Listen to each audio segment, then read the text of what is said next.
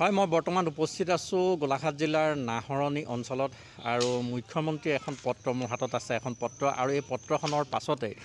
এই পত্ৰখনত যি নিৰ্দেশনা দিছিলে সেই নিৰ্দেশনাৰ পাছতে আচলতে স্বাভাৱিকতে এইটো উৎফুল্লিত হৈ পৰিছে আগৰ বা সাঁচি ব্যৱসায়ৰ লগত জড়িত প্ৰতিটো ক্ষেত্ৰৰ লোকসকল। মই বৰ্তমান উপস্থিত আছোঁ গোলাঘাট জিলাৰ নাহৰণি আগৰ আৰু আঁতৰ সমবায় সমিতি লিমিটেডৰ অস্থায়ী কাৰ্যালয়ত উপস্থিত আছোঁ আৰু এই অস্থায়ী কাৰ্যালয়ত এই ব্যৱসায়ৰ লগত জড়িত যিসকল লোক আছে আৰু এই ছ'চাইটিৰ যিসকল বিষয়ববীয়া আছে তেওঁলোকৰ পৰা মনৰ কথা কিছু জানিবৰ বাবে মই চেষ্টা কৰিম। 1973 চনতে স্থাপিত হোৱা এই ছ'চাইটিখনে আচলতে বিগত বৰ্ষত তেতিয়াৰ পৰা আচলতে বিভিন্ন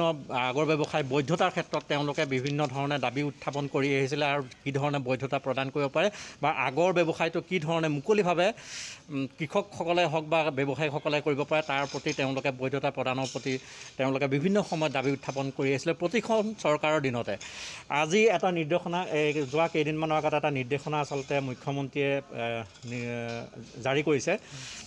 এক সাময়িক সকাহ বুলি ক'ব পাৰি। বাৰীৰ গছজোপা কাটি অনাৰ ক্ষেত্ৰত আচলতে কোনো ধৰণৰ বন বিভাগ বা পুলিচে ইয়াৰ পৰা একো বাধা প্ৰদান কৰিব নোৱাৰে। কি ক'ব, কেনেকুৱা ধৰণৰ প্ৰতিক্ৰিয়া প্ৰকাশ কৰিব আপোনালোকে? হয়, আমি নাহৰণি আগৰ উদ্যান আঁতৰ কোঅপাৰেটিভ ছ'চাইটিৰ তৰফৰ পৰা আমাৰ বৰ্তমানৰ মাননীয় মুখ্যমন্ত্ৰী শ্ৰীযুত হিমন্ত বিশ্ব শৰ্মা ডাঙৰীয়াই যি বলিষ্ঠ পদক্ষেপ গ্ৰহণ কৰি প্ৰতিখন জিলাৰ প্ৰশাসনলৈ যি পত্ৰ প্ৰেৰণ কৰিছে বুলি আমি জানিব পাৰিছোঁ।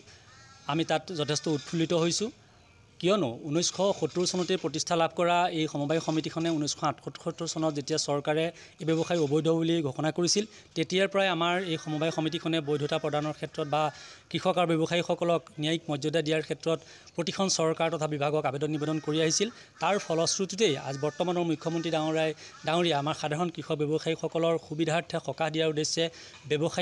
কৃষকৰ ঘৰৰ পৰা ব্যৱসায়ীজনে গছজোপা কোনো ধৰণৰ প্ৰশাসন বা বন বিভাগৰ অসুবিধা নোহোৱাকৈ নিজৰ ঘৰলৈকে আনিব পৰা যি ব্যৱস্থা লৈছে তাত আমি যথেষ্ট উৎফুল্লিত হৈছোঁ। আমি নাহৰণি আগৰ আঁতৰ কোঅপাৰেটিভ ছ'চাইটিৰ তৰফৰ পৰা আৰু তথা সমগ্ৰ উজনি অসমৰ কেইবা লক্ষাধিক ব্যৱসায়ীৰ তৰফৰ পৰা আমি ধন্যবাদ আৰু কৃতজ্ঞতা জ্ঞাপন কৰিছোঁ আৰু অনাগত দিনত আমি আশা কৰিছোঁ পৰৱৰ্তী যিখিনি ব্যৱস্থা আছে আমাৰ সেইখিনি যাতে সুন্দৰভাৱে এক সহজ প্ৰক্ৰিয়াৰ যোগেদি কৰি আমাৰ সাধাৰণ ব্যৱসায়ী কৃষকসকলক উপকৃত কৰে। তাৰ বাবে মই চৰকাৰ আৰু মুখ্যমন্ত্ৰী ডাঙৰীয়াক অনুৰোধ জনাইছোঁ আৰু লগতে আমাৰ সন্মানীয় হোমটেক সমষ্টিৰ বিধায়ক ডাঙৰীয়াই যথেষ্ট সহযোগিতা, তেখেতৰ যথেষ্ট বলিষ্ঠ পদক্ষেপৰ কাৰণে আমাৰ হোমটাইত ট্ৰেড চেণ্টাৰ স্থাপন হ'ল আৰু তেখেতৰ বলিষ্ঠ ভূমিকাক আমি শলাগিছোঁ আৰু আমি তেখেতলৈও ধন্যবাদ